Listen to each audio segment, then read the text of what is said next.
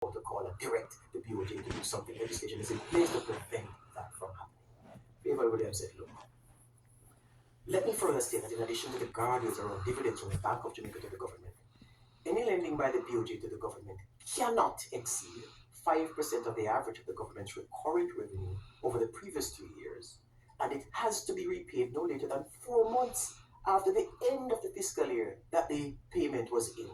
And she says, a national emergency would have to be declared by the minister and ratified by Parliament before the BOJ can lend to the government. So a lot of properties, it's not just BOJ send 1 billion come. That's not how it works, she said. And this is just a part of the lesson she gave in the relationship between government and the BOJ and how the government can access funds from the central bank. And she said, Madam Speaker, in terms of foreign currency, if the government wants foreign currency from the Bank of Jamaica, it can't order the BOJ to send the foreign currency. The government has to buy it. And that's something that was told to us by the senior vice president of the BOJ when he spoke to us in that important lesson about the NIR. Yeah. So she says it can't work like that. And of course, she went into the politics, said the maths isn't mathsing and so forth.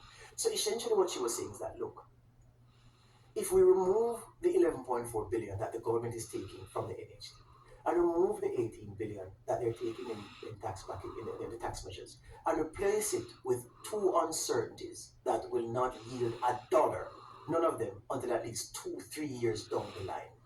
How do we run a country with that approach? And that's essentially what Favor Williams was saying. I also found instructive her response to the leader of the opposition about the revenues that he had identified. And she said, Madam Speaker, on the part of the leader of the opposition, he said he identified revenues of about 2% of GDP from compliance. She said the government's projected GDP. Remember, Golding said he had identified revenues of about 2% of GDP from just compliance measures being implemented alone. 2% of GDP. She told the Parliament that the government's GDP for the fiscal year 26-27 is $3,857 billion, and so 2% of that would be approximately 77 billion.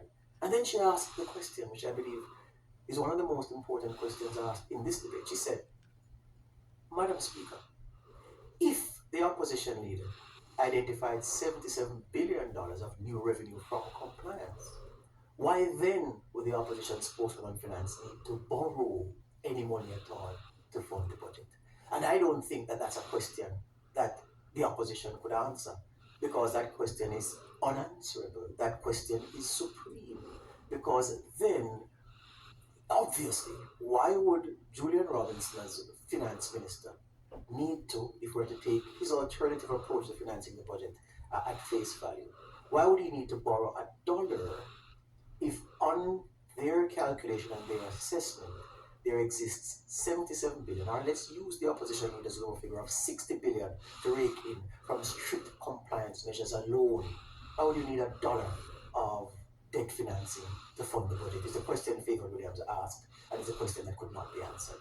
And when you look at it, she said, listen, this suggests lack of coordination between the opposition leader and the finance minister. One talking about taxing to plug a gap in the budget, and the other one saying there is an excess amount of funds above the level that my finance minister would borrow to fund the budget that I have identified.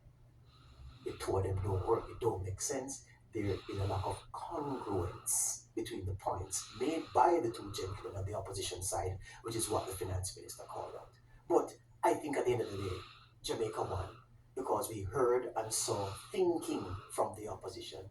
We heard points put down, admittedly, as revealed by the finance minister, not things that can be implemented immediately. And if anybody thinks that she's being facetious by saying e-invoicing and the digital nomad thing can't be implemented immediately to yield revenue, you're mistaken. She's not being facetious. It's not a fallacy. It's a fact. They cannot. It's impossible for them to yield the takings that the opposition says.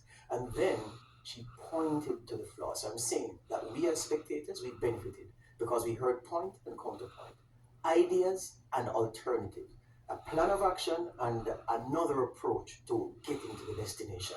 And we now have a full understanding of how the budget will be financed, what are the financing options available, and how the government intends to manage these resources over the new fiscal year as it moves from resilience, or from rebuilding to resilience, from resilience to resurgence, as it helps the country to build back from Hurricane Melissa. So, to Golding, Robinson, Holness, and Favour Williams, the country benefited from the budget exercise just completed, is my submission this morning.